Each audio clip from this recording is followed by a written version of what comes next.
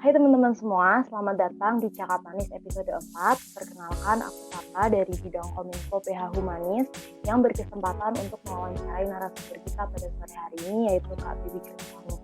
Kak Bibi Kristami sendiri merupakan news reporter di iNews TV serta sebagai MC dan moderator di berbagai acara lainnya. Nah, sebelum itu Kak Bibi Kristami juga sempat mengalami perjalanan karirnya di Kompas TV dan CNN Indonesia juga sebagai news reporter. Tema kita pada kali ini yaitu bagaimana cara melatih skill public speaking yang baik. Nah, buat teman-teman nih yang lagi pengen tahu caranya gimana sih supaya melatih skill public speaking kita tuh biar jadi lebih baik dan lebih benar lagi, kalian bisa simak Cakap Manis episode 4 kali ini ya.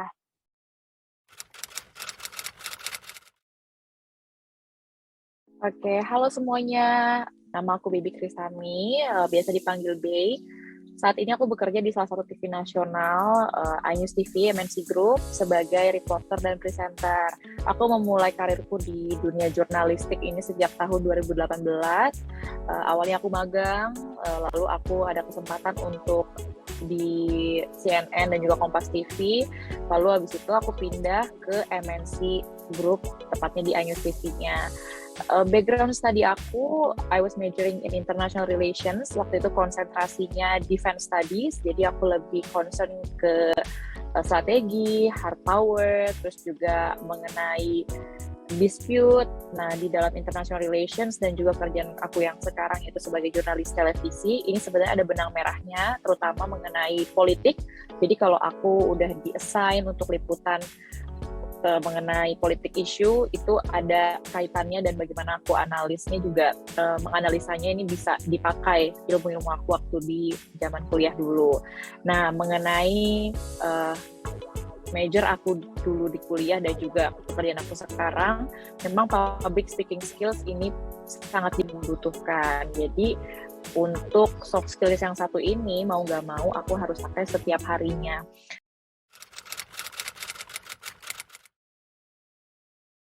This is very important. Ini salah satu fundamental soft skills yang harus kita punya ketika memasuki dunia pekerjaan secara nyata ya. Karena dari public speaking, kalian bisa banyak banget dapat benefitnya. Yang pertama, kalian bisa punya komunikasi yang baik dengan tim.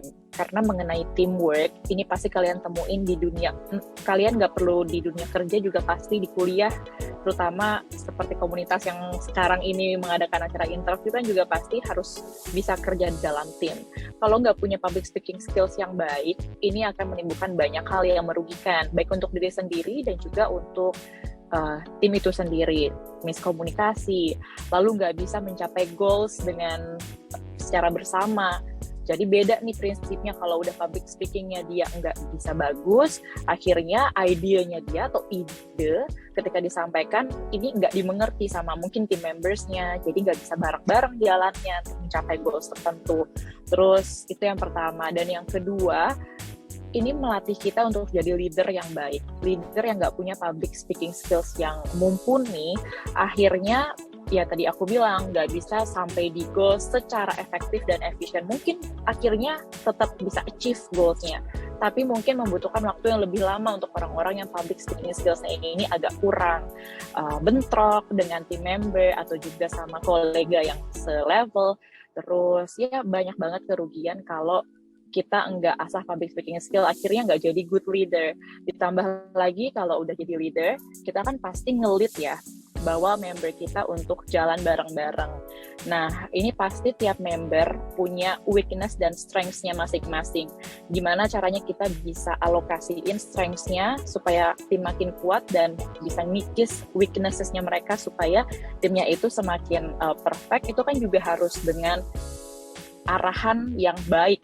Arahan yang baik ini kan pasti secara verbal ya, hampir 100%, atau juga secara tulisan. Ini kan juga membutuhkan public speaking skills yang baik.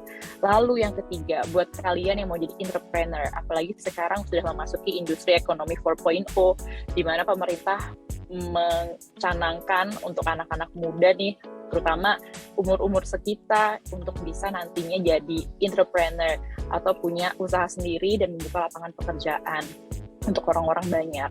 Nah, kalau kita punya public speaking skills yang baik, itu pasti berdampak banget sama bisnis kita. Gimana caranya bisa mempromosikan produk di berbagai platform, entah itu digital, entah itu melalui omongan secara langsung, dari B2B, lalu B2C, itu semuanya B2B itu business to business, lalu business to customers. Ini membutuhkan public speaking skills yang baik. Gimana bikin audience merasa mereka butuh produknya dan akhirnya mau beli.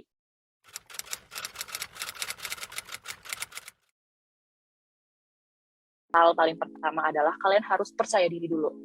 Kalau udah nggak percaya sama diri sendiri, ya susah untuk bisa melakukan public speaking atau berbicara di depan halayak umum. Siapa lagi yang mau memotivasi diri kita untuk percaya diri kalau nggak dimulai dari diri sendiri. Jadi di dalam diri kalian harus punya mindset ini. Setiap orang unik in their own ways. Jadi kalaupun kalian melakukan kesalahan, it's okay. It's okay to be not perfect, tapi yang penting mau belajar lagi. Nah, salah satu faktor yang membuat kita jadi lebih percaya diri adalah well research sama well read. Research kalau diperlukan. Kalau misalkan rapatnya ini mengenai misalkan HR-nya komunitas, human resource-nya. Nah, research dulu kira-kira berarti harus tahu struktur organisasi, yang ini posisinya di sini, yang ini pokoknya research apapun yang related to the event yang harus kalian lead sebagai mungkin MC atau pemimpin rapat. Terus udah research, kalian juga harus banyak perdalam pengetahuan tentang public speaking itu sendiri dengan banyak melihat contoh. Nah, kalau kalian udah well prepared nih, kalian udah mempersiapkan itu semua, udah research, udah cari contoh, udah bikin pointers, itu pasti kalian jadi lebih pede. Percaya deh sama aku. Bahkan aku pun yang kerjanya di lapangan, kan aku harus live report. Semakin aku well research, semakin aku pede, semakin aku nggak ngerasa takut. Seenggaknya udah well prepared dulu, itu udah bekal yang paling utama supaya kita percaya diri. Yang kedua, jangan malu untuk evaluasi diri sendiri. Bukan diri sendiri kita mengevaluasi diri kita doang, tapi tanya sama orang lain. Tadi gue gimana, bagus nggak? Tadi gue live-nya bagus nggak ya? Kalau dibilang bagus kok bagus, detail. Bagusnya kenapa? Aku kalau nanya orang pendapat nih, pasti aku bener-bener cecer banget. Maksudnya bagus apa ya? Tadi lo datanya banyak banget, Bey. Oh, terus apa lagi? Iya, tadi lo bagus juga intonasinya. Nah, jadi kita tahu nih, kita bisa catat. Kalau dia bilang, kayak tadi lo kurang deh, Be. Aku juga tanya, kurangnya apa? Jangan kurang doang, aku harus tahu nih, supaya bisa dievaluasi dan diperbaikinya lebih sesuai target. Dan ya gitu, kurangnya tadi lo kayaknya agak kebanyakan gitu. Oh, oke. Filter words kan itu berarti. Itu juga nggak boleh di public speaking. Terus tadi lo kayak ambigu datanya, nggak bikin audiens jadi bingung sebenarnya yang mana yang benar. Aku catat kayak gitu. Jadi yang kedua, evaluasi. Sebenarnya ini dasar yang paling penting, percaya diri dan evaluasi. Habis itu jangan nyerah, coba lagi. Setiap ada kesempatan, misalkan ditunjuk, jangan nolak. Oke, ayo.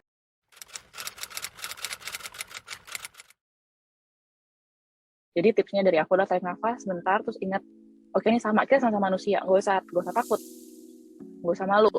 Terus kontrol body gestures, jangan overwhelm sama nervousnya. Jadi ketika kalian tenang, akhirnya bisa kepala dingin nih untuk melanjutinnya apa ya gitu. Atau bisa juga mungkin improve tanya kabar gitu, lempar mic ke penonton yang ngomong gitu untuk semenit 2 menit kayak gitu. Nah, kalian bisa menenangkan diri ketika si penontonnya lagi ngomong, atau mungkin bisa misalkan terkait jurnalistik one on one, itu bisa juga kalian kalau lagi bingung nih habisnya apa ya, terus udah nervous, menurut kalian apa sih jurnalistik itu gitu kan. Nanti ada tuh yang jawab, ada yang mau jawab, pas ada yang mau jawab kalian, nah itu jadi waktu untuk berhenti sejenak, jangan nervous, jangan overwhelm sama nervous kalian. Nah udah tenang, ambil mic-nya, baru tahu lanjutin lagi mau ngomong apa. Gitu tips dari aku.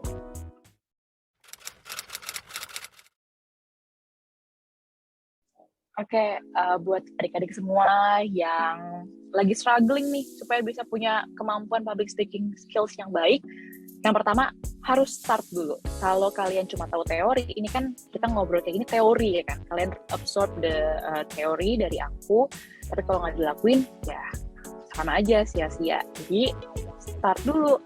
Kalau ada kesempatan ambil, kalau ditunjuk jangan nolak.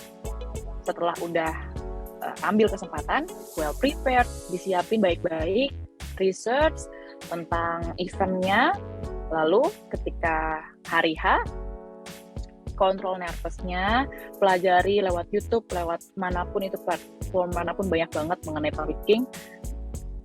Udah bagus nih misalkan, tapi masih ada kesalahan dari hasil akhir acara, evaluasi gitu, evaluasi nantinya ketika ada kesempatan lagi, coba lagi walaupun masih ada salah. Jadi menurut aku yang pertama start dulu, kedua jangan nyerah, dan yang ketiga ini quotes yang sangat memotivasi aku dalam dunia pekerjaan dan dalam dunia kuliah. Sometimes it's okay to let go of perfection. Trust the process. Jadi terkadang kita emang kesempurnaan itu susah didapat.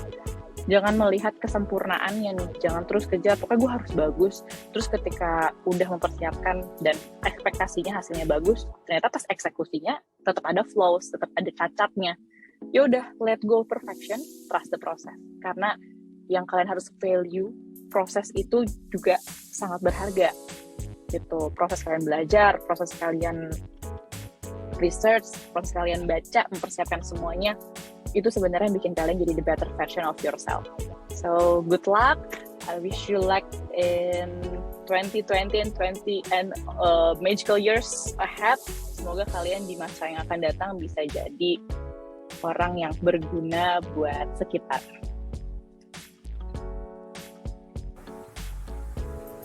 Terima kasih kepada Kak Baby Kristami yang telah meluangkan waktunya dan berkenan membagikan ilmunya kepada teman-teman di sini.